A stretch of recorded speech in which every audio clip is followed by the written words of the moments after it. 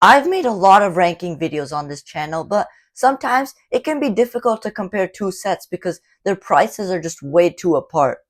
Hey guys, and welcome back to part 2 of this series where I talk about the best Ninjago set at every price. If you haven't already, make sure to check out part 1. But today, we'll be picking up where we left off in part 1, starting off with $80. The best $80 set in my opinion is the Skull Sorcerer's Dragon. Let's first start off talking about the value on this guy. Getting 6 minifigures is pretty good. It's above average, but it isn't too special. However, where I think that this set really shines has to be the dragon. The dragon is great and it just has such a bulky and cool look that I like. The head is also really well made and it's one of the few brick built heads that I like.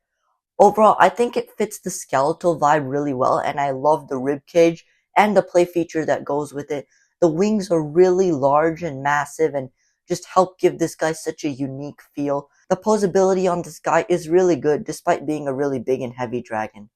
Not only that, this set also has 3 decently substantial side builds, and while they're not great, they definitely add a lot of play to this set.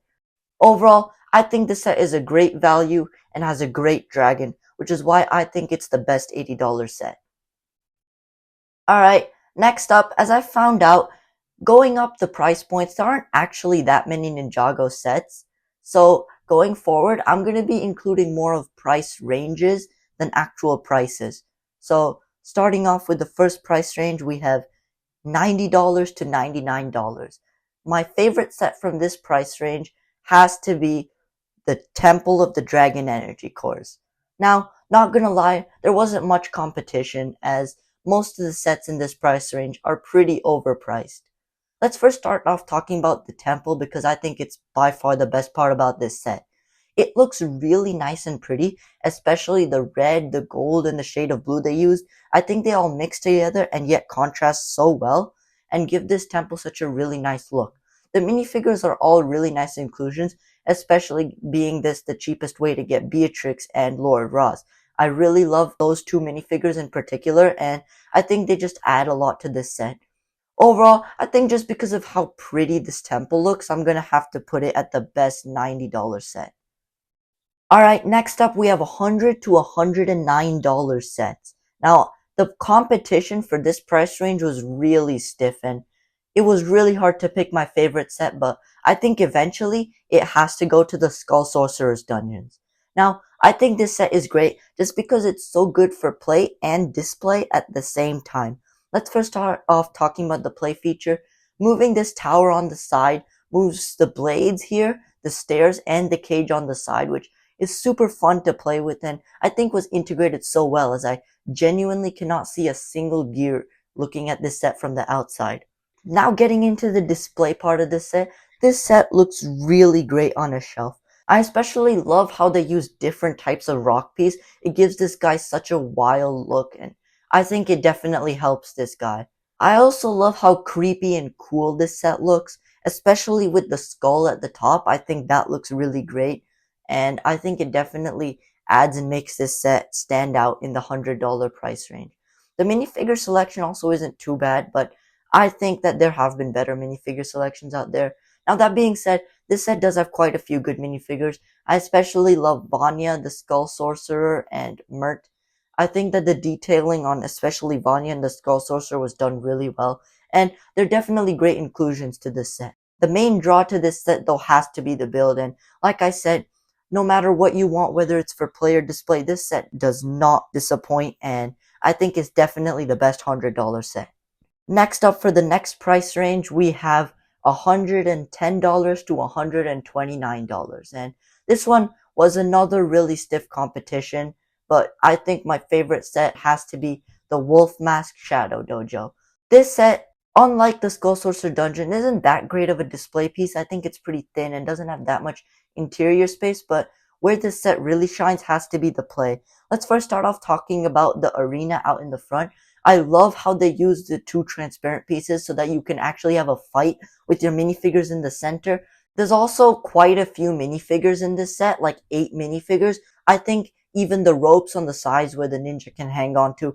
This set was just made with the intent to be played with, and I think this set does not disappoint in that regard.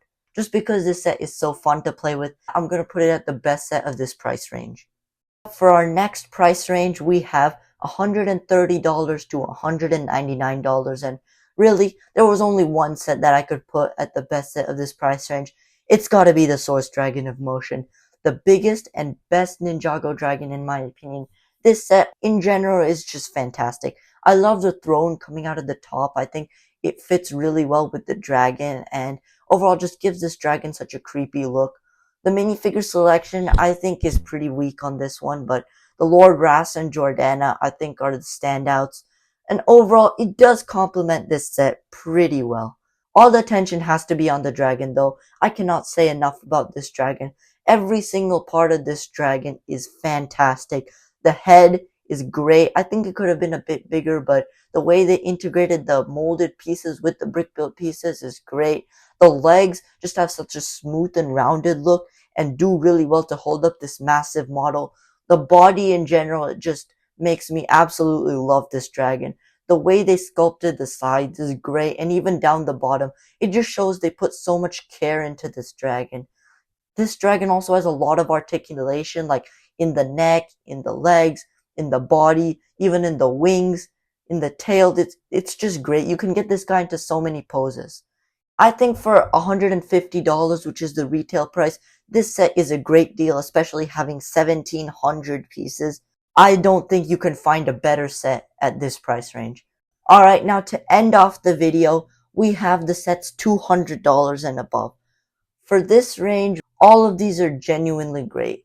I had a really hard time deciding my favorite, but ultimately, I think it has to go to the Ninjago City Gardens. It's just so vibrant and colorful, and I especially love the uses of wildlife, like with the tree going out in the center and all the cherry blossoms on the top. This set just has so many different buildings that all come together and make this set feel super cohesive, and it makes it feel like a real city that people live in. The minifigure selection overall is also pretty good in this set. There are quite a few desirable minifigures, namely Young Lloyd, Misako, Clutch Powers, Ronin, and of course the Mechanic. Overall, this set is just fantastic. It retails for $350, but I would not mind paying that price one bit, as it's just so big and has about 6,000 pieces. So overall, I think that's going to be the best set at this price range. So guys, I think that's going to do it for this video. Make sure to check out part 1 if you haven't already. And again, this video was inspired by a poll. I'll have new polls up almost every day, so make sure to vote on them if you can. Other than that, make sure to check out the other videos on this channel, and I'll see you in the next one.